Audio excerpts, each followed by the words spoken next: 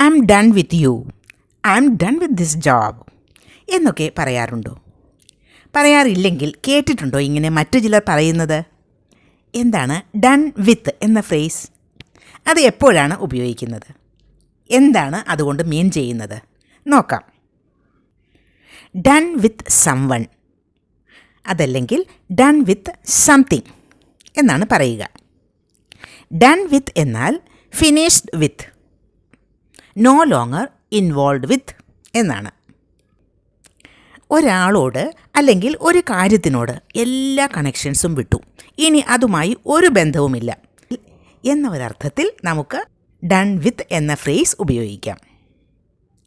I am done with you എന്നാൽ ഞാൻ നീയുമായുള്ള എല്ലാ കണക്ഷൻസും വിട്ടു, ഞാൻ നീയുമായി ഇനി ഒരു ബന്ധവുമില്ല. I am fed up with you എന്ന് പറയില്ലേ?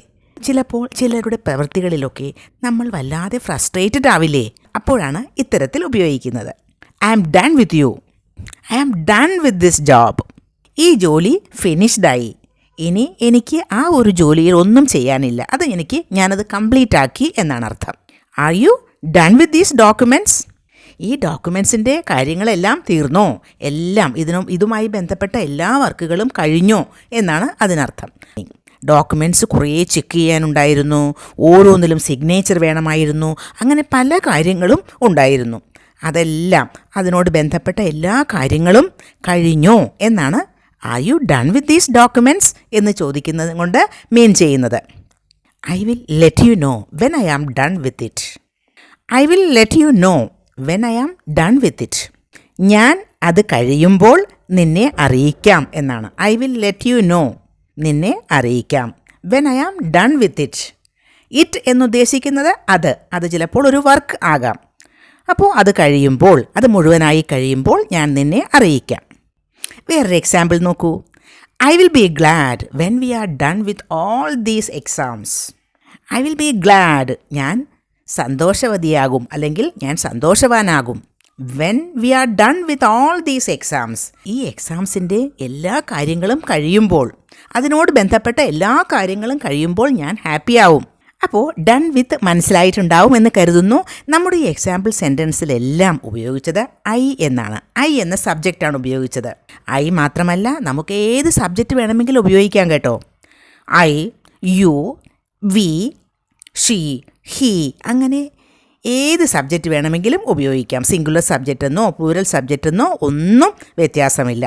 ഉപയോഗിക്കേണ്ട സ്ട്രക്ചർ സബ്ജക്റ്റ് കഴിഞ്ഞാൽ ആം, ഈസ്, ആർ, വാസ്, അതല്ലെങ്കിൽ വേർ. ഇതിൽ ഏതെങ്കിലും സബ്ജക്റ്റ് അനുസരിച്ച് ഉപയോഗിക്കണം. പിന്നെ ഉപയോഗിക്കേണ്ടത് ഡൺ വിത്ത്, പിന്നെ സംതിങ് ഓർ സംവൺ. പ്രസൻറ്റ് ടെൻസിലാണെങ്കിൽ ഐ എന്ന സബ്ജക്റ്റിൻ്റെ കൂടെ ആം ഉപയോഗിക്കുക. I am done with you എന്ന് പറഞ്ഞില്ലേ, അതുപോലെ. പ്രസൻറ്റ് ടെൻസിൽ യു ആണ് സബ്ജക്റ്റെങ്കിൽ ആർ ഉപയോഗിക്കാം. അതുപോലെ തന്നെ വി ആണെങ്കിലും ആർ തന്നെ ഉപയോഗിക്കുക. You are done with, we are done with, അങ്ങനെ. ഇനി ഹി ആണ് സബ്ജക്റ്റെങ്കിൽ ഹി ഈസ് ഡൺ വിത്ത്.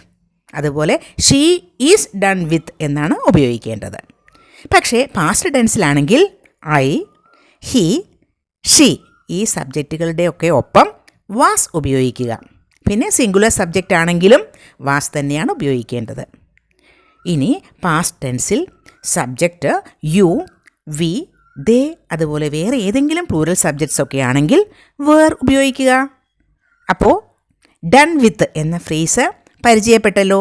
ഇനി അത് ഉപയോഗിക്കണം കേട്ടോ.